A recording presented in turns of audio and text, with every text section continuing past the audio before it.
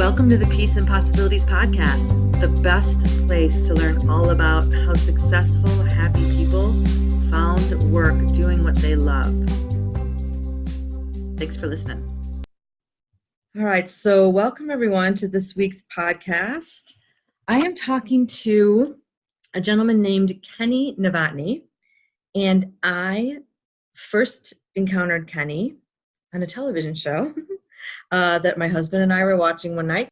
And it's a cool TV show behind the scenes of all these people that work on a yacht and the people that rent the yacht for the day with their friends and family to enjoy basically a day on the ocean in the Mediterranean. So I saw Kenny on the show with his wife and some of his friends a couple of times. And I was struck by his, number one, his down-to-earth demeanor, his humility, and his warmth, because the show is based on these people that spend lots of money to come on the yacht, and they could easily be not so nice and kind of tell everyone what to do and throw their weight around. And he was, and his wife were the opposite. And when I saw them the second time, they were the exact same way. And I said to my husband, how cool is that he is this such a neat, down-to-earth guy. He's obviously successful. I want to learn more about him. So I reached out to Kenny, and here we are on the phone talking. So thank you, Kenny, for being here. You're welcome. Thanks for having me. The Below Deck show was a lot of fun, and it airs a lot on Bravo. So unfortunately, I'm known as the no onions guy, because I don't eat onions, and it's just my one thing. I grew up in a small town, and I've hated the texture of onions my whole life, but onions grew real well in Oklahoma. So they were always on our table, and my mom and dad would always make me eat them. And then they were in every food because, when you grow up poor, they stretch everything with bread and anything else that might be laying around. So I grew to hate onions, and my mom grew to try to sneak them in the food. And it's just a big pet peeve of mine. But on the show, as you know, the folks have figured out the more of a pain in the butt they are, the more scandal they cause, the more camera time they get, right? So that makes them a larger influence because they're getting more time on camera, when the show's done. And Bravo does a really great job. We love the staff, Captain Sandy and Captain Lee, who we've never met in person, but we have exchanged texts and emails and such, and just an awesome cast and crew. But you kind of grow out of things, and after they put onions in your food, and I eat everything else, and so after they do that, you kind of say thanks, but no thanks. What are you going to do to me next, right? Yeah. But we were on the first 3 seasons, and I don't see us going back on any others. We'll just rent the yachts and be nice to those people, and don't need the cameras or a storyline made up or enough alcohol to make one for them, right? It was fun watching. So yeah, that's why I was drawn to you guys, because I wanted to hear your story and figure out how you got to where you are, because it's not every day that you see someone renting a yacht for fun with their family, and that this is how cool is this, and I always am wondering how people got to where they are. So that's why I reached out to you. Yeah. I know that you're back. Oh, go ahead. Yeah, go ahead. I think you were trying to set me up.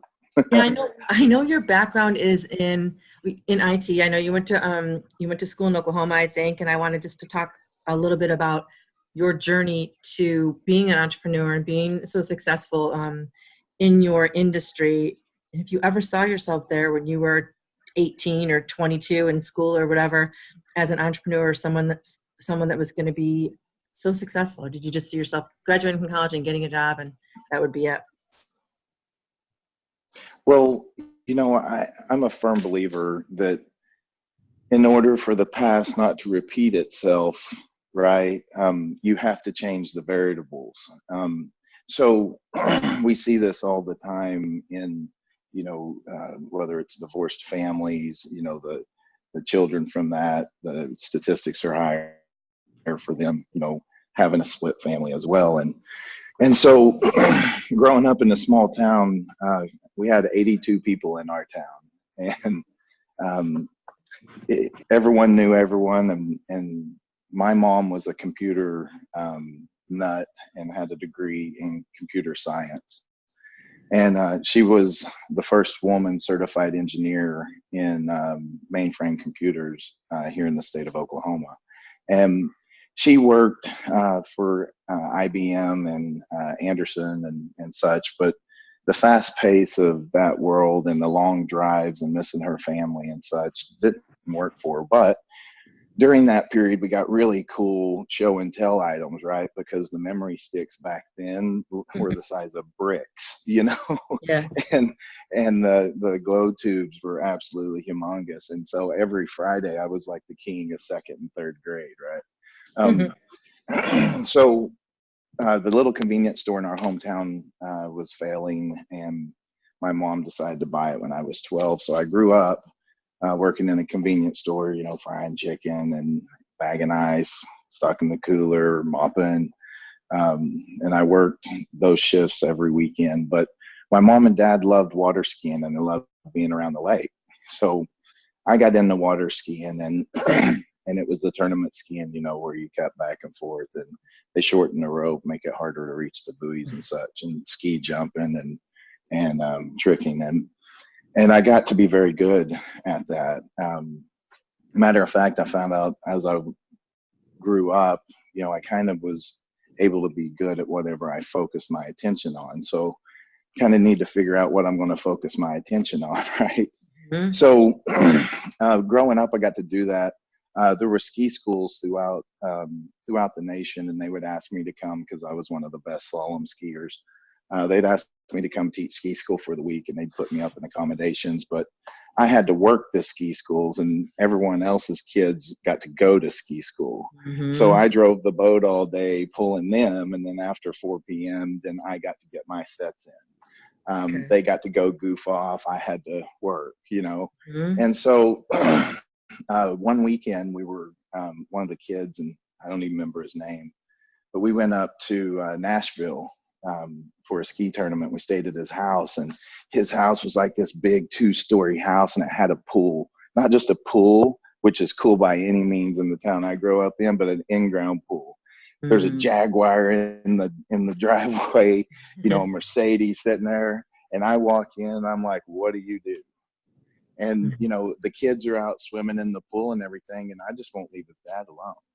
Like, seriously, tell me what you do. And so this guy makes gloves, and I was just enthralled with the idea that he makes gloves. And so he said, you know, would you like to go to the factory tomorrow? And I was like, yeah, huh? And Ah. so he said, well, you know, go get some nice clothes, because I had, you know, I had like eight total pairs of pants and shorts and swimming trunks, you know, to choose from in my whole wardrobe, and they had a Mhm. whole closet full. So um, so I put something nice on. He said, be up at 5:15.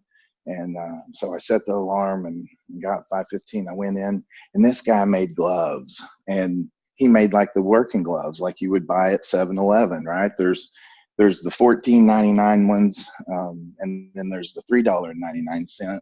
And he made 3 different lines. When he walked in, he was like a god. Everyone, he knew everyone, gave high five, told stories here and there as he went down the line. And he also taught me some economics that day about gloves.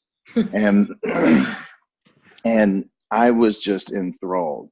So from that point on, I knew I was going to be a millionaire. And you can go back and ask any one of my girlfriends from high school. I would proudly state that from the age of 14. I just didn't know what to do. So my girlfriend in high school, her mom was named Terry Adams. I was in the kitchen and she said, hey, what are you going to do after high school? And I said, well, I'm going to be a millionaire. And oh, she said, really? How? And I sat there for a second and I thought, holy smokes. She just asked me a question and it's got me stumped. So we'll pick up on how a few years down the road, but that's a very important juncture in my life of me. Finally, the tip of the spear hit me in the nose and said, whoa, you can talk about it all day long, but you better figure it out, like how you going to do it. So, Mm. so all through college, like I would proclaim this, and I had to work at like El Chico and Applebee's and the other local watering holes at Oklahoma State. And I had so much fun waiting tables and getting to understand people and getting to understand reading people and false reads and everything. It's really helped me between that and my time spent in a convenience store listening to small town farmers bullshit about, the size of the fish they caught, or, how much their tractor can lift, or whatever, Yeah. the story may be. So I go off to Oklahoma State. I meet Amber, which you saw on the show. We've been together 20 years in May. And, well, should I say, she's put up with me for that long. So in college, I got a MIS degree because, computers were interesting to me. But my first year of college, like, I got kicked out. They seriously said, yeah, we don't think college is right for you. Because you weren't doing So, well? yeah, well, I was doing well, partying, having a great time. I just couldn't make it to class. Oh, got it. Okay. So I lied to everyone and said I was still going to college, except for my roommate. So, um, so Amber comes up the second year. I'm out of school, right? I have really no life at this point. I'm really not sure what I'm going to do. And that's when I meet Amber. So in that little town I grew up, everyone's like a brother or sister to you, growing up in the school systems, because Mhm. it's your neighbors, and you start in kindergarten and end in 12th grade with them, right? There's class sizes from like 11 to say 40, depending Yeah. on how good breeding was that year. So uh, my mom calls and says, "Hey, Jana's up at Stillwater. You need to make sure she knows where her classes are." So I call over to the dorms, and Jana's roommate answers, and we get to talking, kind of BSing back and forth. And I said, "Yeah, have Jana call me." She was taking a shower. She was just talking my ear off, and was kind and sweet, and this, that, and the other. And I just I can't imagine she's cute at all. She's got to be like, something's flawed. And she's like, no, she's super sweet. And so they came over to the house, and in walks Amber. And so it was my sweet little Amber, of course, I was talking to. And she's just a country girl from Cushing, Oklahoma. So Amber and I graduate in 1999. She's a journalism major, which means you basically start out washing the news director's car and, Mhm. and making whatever the peanut low is. So I said, okay, listen, Y2K's coming up. We're going to go wherever I get a job because we're going to make good money. And IT was huge. Sprint PCS was just coming out. The .com was in the middle of its throes. Oracle was launching. I mean, it was a great time. So I got a good job over in Little Rock at a great company called Axiom. And, I was finally hitting my stride. I had a great team leader, and we took care of the Conseco group. And Axiom is a data marketing company. So they help these big Fortune 100 companies cross market between companies that they acquire or sell off and stop, right? Mhm. So Amber's brother, meanwhile, back in Oklahoma, he was nearing the end of his life, and about 10 months into our Little Rock journey in our life, and we had just bought a house like 2 months before, but we got the call that her brother wouldn't make it past 3 months. So, so she came back and wanted to live, closer to him in the last 3 months. And his illness, he had HIV from a plasma Transfusion. transfer or transfusion that he had because he had hemophilia. And Mhm. he was 27 at the time, and he was an ordained minister. He loved preaching when he was well enough to do so, but he got to marry Amber in nice. So that was Oh. the one thing he got to do, and we got to be here in Oklahoma. So the job that I got back here in Oklahoma was a consulting gig with the Department of Defense, who had just, basically rebranded the data center world, and had gotten a plan for Y2K in their mainframes, and was coming into, the .com and how to support the mid-tier world. And I got invited in as a consultant to help them with their intranet and extranet. And, I just kind of got in and helped them progress their ball just a little bit here and there through different projects and such. And I worked for a minority owned company that did government contracting. And basically I kind of learned that business over the years. And so by 2004, I'd learned enough to start my own business. And I had, a lot of people helping me form that up. And then I kind of grew that business on the side, but still working more than 40 hours on both sides for, both the Department of Defense and for my own company. And in 2008, I separated from the government, and I put an exit plan in place with the director, and I've been doing, large scale DoD contracts since then, and we've been very successful. We helped the DoD create the largest email system in the world, both classified and unclassified, and we manage all the BlackBerries. We've gotten to do a lot of really, really cool things.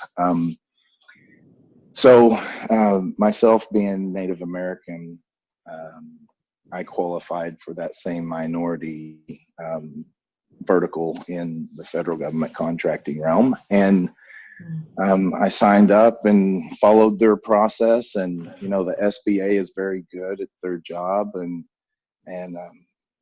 reach out to the local SBA offices. I promote them, and there's local offices to help you with your business plans, and whether it's attached to a college or not, that's their jobs, and they love teaching people and love watching them open businesses. And and I've really gotten to be a part of that. And every state has it, and a lot of states have assistance. If you start in this incubator, you don't have to pay taxes for 10 years in the state. There's a lot of incentives that people should check out and use those resources, because they're paid to help you. Yeah. So I was plugging along in 2014. I sold my company to a tribe here in Oklahoma, and I stayed on for 3 years as the CEO, and I exited that company, and I still have an agreement with them, and kind of went off and have done a few other things. I've got several other businesses that I've got going on or in the middle of the projects, and I'm just having fun, just enjoying life right now. Okay, it's crazy. So, how did you, when you met Amber, did Amber talk you back into like staying in college so we can hang out together? Or did you know you just need to finish something before you went on to get a good job? So you weren't in school. Was she one of those? Well, have you seen Varsity Blues? Skeeter? Yeah, yeah. Well, I was kind of Skeeter back then. I grew up in that town. The same. My mom owned the convenience store, which made me the coolest kid in the county, because my grandma closed the store every night at 10 p.m. So at 10:15, I just unlock it, go get beer. we had CBs. We called where we were going. We'd go out and have a few beers, and we weren't stupid and catch stuff on fire or hoodlums or anything like that. We were respectable, fun farm kids, Yeah. And did we dance a little hard and puke and knock down a few mailboxes? Yeah, for sure we did. but for the most part, we weren't that bad, Yeah. just good, wholesome fun. Yeah. So When Amber walked through the door, she already had a boyfriend who was coming to engineering school and super duper smart and blah blah blah, and she'd go on, and I'm like, yeah, well. So the hardest sales job I ever had is talking her out of him and into me. But but ever since then, it's been fun. And Amber has known. I mean, you can ask her. It's like, hey, but I told her I wouldn't have children unless I'm 30 or have 100 grand in the bank. Like I had a very disciplined, regimented, like, and I did splurge. You know, I did use credit because I hadn't learned those lessons. But the thing that got me back in this school was Amber. I was like, shit, I'm not gonna land a girl like that, man. I work at freaking Applebee's. Yeah. you know, Be more she's in a ambitious. sorority. She can. Well, I mean, I had to put myself through college. You know, shit. That's what Yeah. you have to do. And I could make more money waiting tables than I could doing anything else because I have a personality. Yeah. So so I kicked ass. You know, I've always been good at what I need to be good at. Making money was one of those things. You know, you're going to spend the same amount of time waiting tables, whether you're good or bad. You might as well be good, make better money. Right? Yep. My Yep. philosophy. I did it So too for years. Yeah. so what I did, I started out pre-med because since I water skied, I had a bad back, and I relied on our team chiropractor a lot. The USA team would have a chiropractor on site, so you get adjusted, massaged, whatever, Mm. before your competitions. And so I wanted to help people, and I also had a great chiropractor, Doc Adams in Chickasha, Oklahoma. He's the roughest, toughest Australian rugby dude I know. He would come in with his arm in a sling and still adjust me with a black eye, you know. Oh. And so yeah, I just you got to do what you got to do. And I was like, crap, you know, I'm not going to land anyone like Amber. I don't really have anything to. Sorry, I just took off my sweatshirt. It's getting hot. So I looked up and said, you know, I don't want to be pre-med. Obviously, that didn't entertain me or get me to school. So I went over and applied at the technology center called Meridian Technology Center in Stillwater, Oklahoma. Went and took some computer classes and got geared up and you know, lied to everyone else in my life except for Amber and my roommate and the girl. He wound up dating the girl that was from my hometown, Jana. So it worked out real well for both of them because they were roommates. We were roommates. So. Wow. So I went out there, learned a little bit about computers, went over. I had to write an essay about why I should get back into Oklahoma State. And I know the president of Oklahoma State. I wonder if my file's still there and I could totally get that because that would be pretty cool to put on the wall, right? Yeah. I should check it out. How did you So go ahead? So I basically was 3 semesters behind at this point, right? The only thing I passed in 2 years was, or a year and a half, was those computer classes and I think orientation, which was pass fail. Oh my It gosh. bored me like I have ADD way bad, you know? So Yeah. sitting in a room, I can't write and then read what I wrote. So I would have to listen. Well, if they're not entertaining, I'm not listening. Like if my teacher was Eddie Murphy, I would Yeah. be an A student. Yeah. But unfortunately, it's not that way in, you know, computer classes. No, it's not that way in a lot of classes, and you never realize how impactful the teacher is till you have a bad one. And then you have a really good one. You're like, it's the same subject, and I did really well. It was a teacher. Yeah, that's funny. So Yeah. what? So then I went into MIS school and I started busting my ass, and I basically stayed in Stillwater and I took classes all summer and loaded up 15, 18. I think my last semester I took like 23 hours to graduate. But I'd take weekend courses to gain 3 hours here or whatever. You know, I'm just hustling my way through, just grinding and having a ball doing it. You know, I could work enough. I was efficient to work and I partied enough so I could get the college experience. And Amber came to work with me. She was like a hostess, just to, you know, hang out wherever I am. And she's been awesome in my life. Oh, that's awesome. It's we have boys. We have a college, a 22-year-old and a 17-year-old, and we're always it's amazing when you meet the right person, what you're willing to do and sacrifice to be with that person. And if they are the right person, then it makes you want to do all the right things, It's funny. It's true. Well, I hadn't done all the right things, Basically, my risk tolerance is off the charts because someone like me that comes from where I did, like we have to know where the boundaries are in order to break them because we don't want to wind up with what you're teaching, right? Yeah. I don't want to follow the mold, right? No, if you don't shine, then just kind of fit in. Well, I'm not that type of guy. I'm not a just fit in. I want to talk with someone. I want to have a common thread. I want to talk to you at the gas pump. Yeah. I Yeah. want to understand what's going on because a lot of times you can make a big difference in someone's life by their body language. They could be having a bad day. Yesterday at the gas pump, Amber needed gas. She was talking to her best friend about junior high drama that's going on, and so I happily said, "Hey, I'll pump your gas," and I hopped out and got gas, and a lady pulls up in a nice F-250, and she gets out, and I could tell she's having a bad day, and she gets to the pump, and apparently the pump's not working, which super pisses her off. So she gets in, slams it in reverse, goes back to the next pump, gets out, puts it in, and is just sitting there, and her lips are pierced and everything. And I said, "Excuse me, ma'am, that's a nice truck. What year is it?" And she told me, and I said, "Do you pull anything with it?" She said, "Yeah, we have horses and stuff." And I was like, "Oh man, I love horses. I grew up with 3 of them.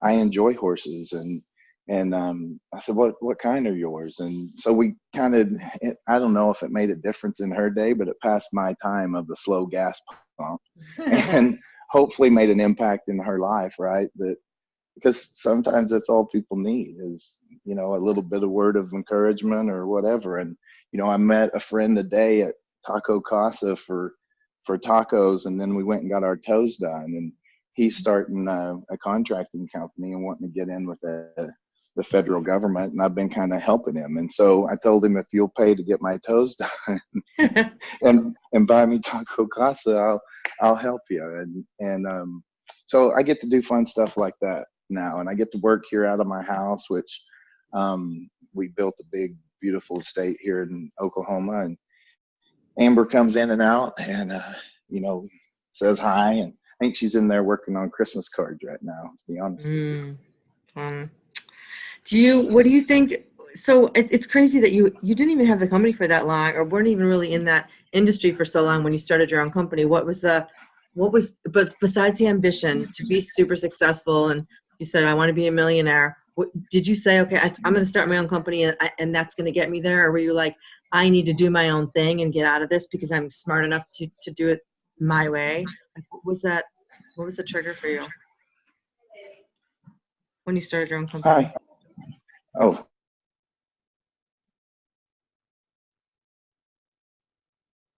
well, my motivation was I basically, it's how does that opportunity meet up with your skill set, and how can you operate it, right? Mhm. And my big piece, the reason why I was successful is because I was the person out there on site, and um, I I got the chance to build my team of people that worked under me, from just myself to, I don't know, 20, 25 people. And I got to interview people. I got to learn people. I got to test them. I really had um, a lot of life lessons in the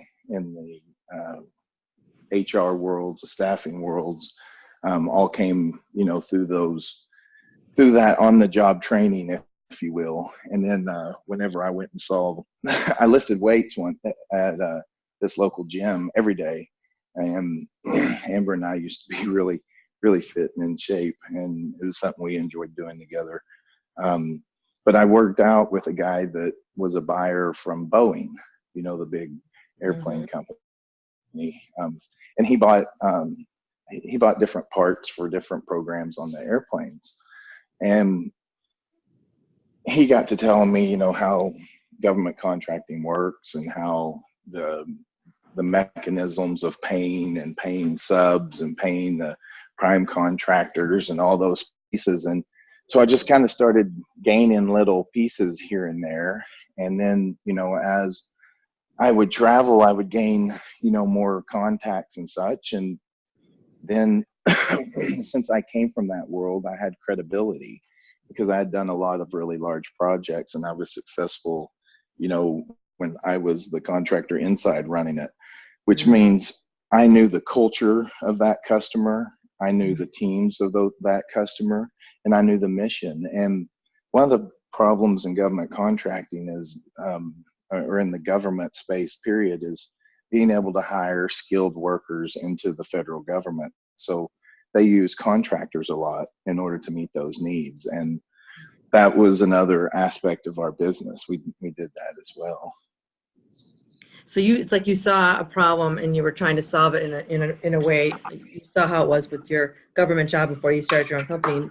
Like you made it the right way. You yeah, I built it on processes that make the person at the end of the chain, because let's say my email contract, every day I have 63 people. Well, it's not mine anymore, the tribe runs it, but there's 63 people that that report out to a site inside the military fence, because that's beyond the DoD network.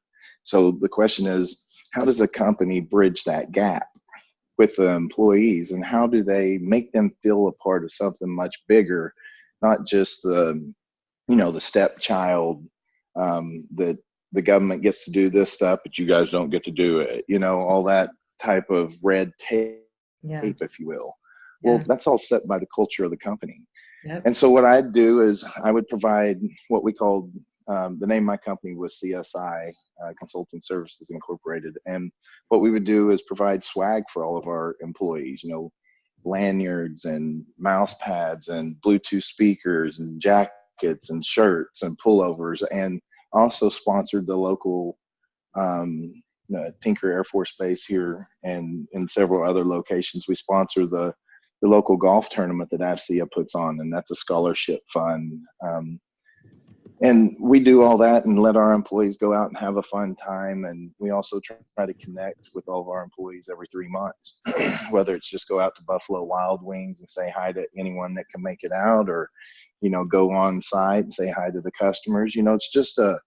It's what you would want if you were in the seat. Well, I sat in that seat for 4 years, so I know exactly what they wanted because I listened to them bitch at me about what all these billion-dollar companies were not providing. And with that, there's a recruiting mechanism that I set up, and we really had it streamlined and running like a good sewing machine. And I hear these days it's still doing well. Good. I love that you saw a problem and tried to and used your expertise and your insight to solve it. What would and I think that's so important these days. What do you want to see? What would you want if that was you sitting in there? Especially if it was you, and you had that experience. How to solve those problems, and that's what people want. And then those happy employees in that great culture just want to work harder for you, and they're not looking to go other places because they have what they need and they feel connected. The way I feel about it, Julie, it all boils down to this one simple rule, and that's do what you say and say what you do.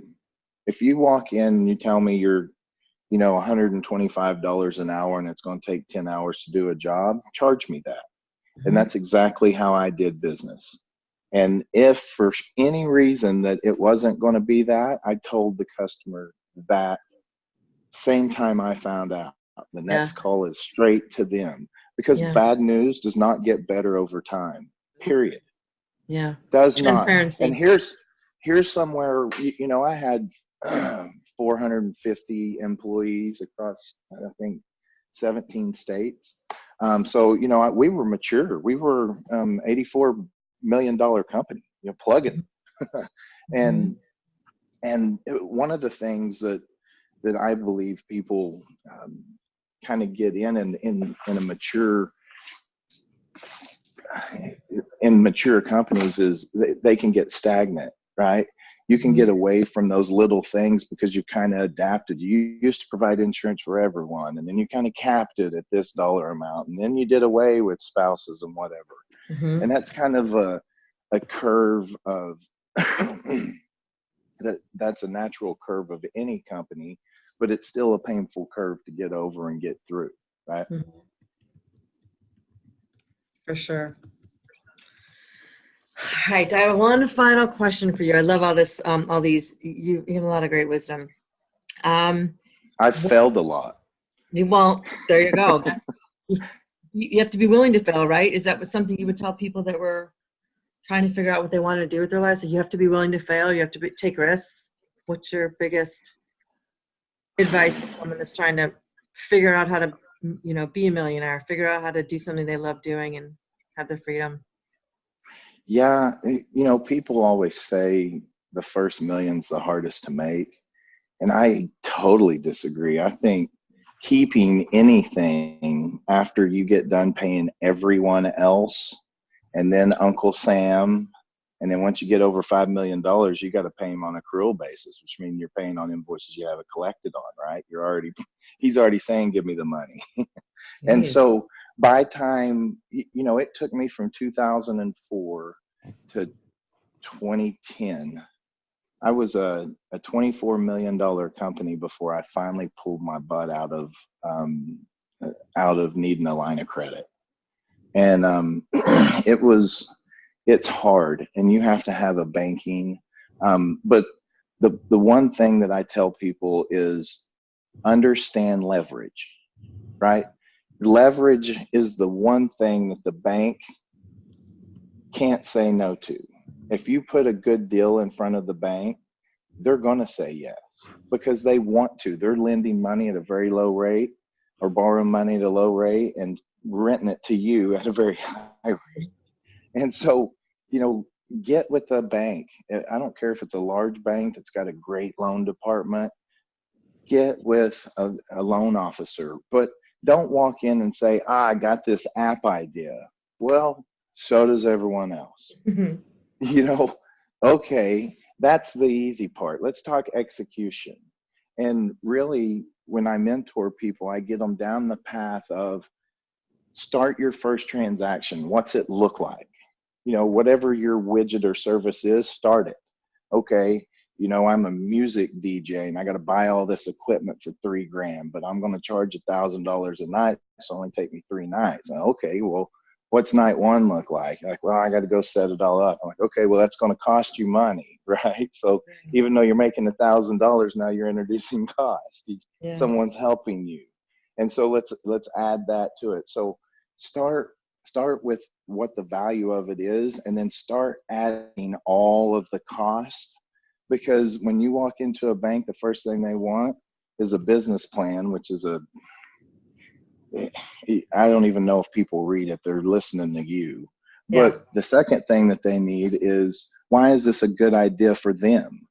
And if you can't answer that, you've wasted both of y'all's time. And if you don't have it where the value is much higher than the collateral, you've wasted both of your time, because no one gives you a $500 check for something that's worth $350. That's not how the pawn shop works, right? Yeah. Well, that's what a bank is. They take secured loans, and you need to have thought about this. Something that I will tell them is start on a small scale. Start within a budget you can operate out of. My son and Desmond Mason just launched a brand called Mason and Mason apparel.com. And the first shirts, we couldn't get the suppliers hooked up with the website, and we had a big debacle. And I just said, well, awesome. You need to go get some boxes and start shipping your shirts, buddy. That's how you have to do it if we didn't have all this set up. So he got a life lesson of shipping the shirts, and I think that they got a few of them still left, because I saw some boxes the other day back in the weight room. But they had to start small. It's like, do what you can with what you have. Yes. And start small, start incrementing it and prove it at least in a small sample size. Hey, I went and did this. One of the other things I'll tell people, the services is such a big vertical right now. And I'm not talking to go start a company, I'm talking to learn. If your kid isn't going to get into engineering or math or computers or some type of MBA, masters of whatever, or a doctorate, a lawyer, or any of the professional services, you may be wasting your money sending them to college. Yeah. Seriously, get them with someone you know that's a tiler, a carpenter, a trimmer, a framer, a roofer, because people think IT folks and doctors are expensive and lawyers are expensive per hour. Our baby boomers are retiring, and that's all the people that are showing up to do all these jobs. So we're going Yeah. to have a huge shortage, which means opportunity. I was telling a young man who's a firefighter, I said, what do you like doing? You know, you need to find a skill because you can make 3 times the money doing that, but you're going to have to put your time in. You're going to have to go learn on another crew, but Yeah. show up on time and listen whenever they're talking money. Don't talk, listen. Yeah. Listen to the way they're doing business deals. Understand what he's getting paid and what you're getting paid. Don't gripe about it. Learn. Yeah. And so many people gripe and bitch about, my boss says that I heard him selling to whoever the other day, but then so and so came in here. Well, guess what? There's a reason. You're griping about something you don't know the answer to. Listen to the answer and then understand why that manager went down that decision path. There's a Yeah. reason. Yep. So I think those are the keys to business. And I walk into career days at the schools often, and I get up on stage, and it's hard to follow, man. There's a policeman. There's always a cool policeman that's willing to tase anyone in the audience, right, including me. Um, and then you've got the firefighter who's got the cool dog and the hats and Mm. everything. And then you have the entrepreneur. So the only way I can come on stage and get any attention out of all of these kids who really don't care what I'm about to say, I get on the mic and I say, hey, I can make everyone in this room a millionaire if you answer one question. And boy, everyone shuts up and turns around and looks at me and listens. And I said, all you have to do is answer how. Just like Terry Ah. Adams told me. Terry Adams told me, he said, standing in her kitchen, yeah, you're going to be a millionaire. Oh. How? And that's pretty much the one little 3-word answer that you got to figure out. And those little sample sizes and proving it before you buy bulk or buy bigger. Like if you can make 10 widgets and make $10 off of it, go do that and prove to the bank that's what you did. And then go do it again with 20, and then go do it again with 40, because then you can take it to a bank and say, hey, here's where I've done it. Now I need a little bit of leverage. And the bank will say, oh yeah, we got some receivables we can use to leverage there. So, there's a lot of options to do when there's a revenue and a story and leverage. Because if you show anyone profit and that you're successful on more than 1 or 2 or 3 transactions, it's believable because Of you've course. proved it. Instead of just a story or something on paper or like a pipe dream. Oh, I don't take any calls from people unless you have revenues. Because to me, and I really want big revenues because I want to scale, right?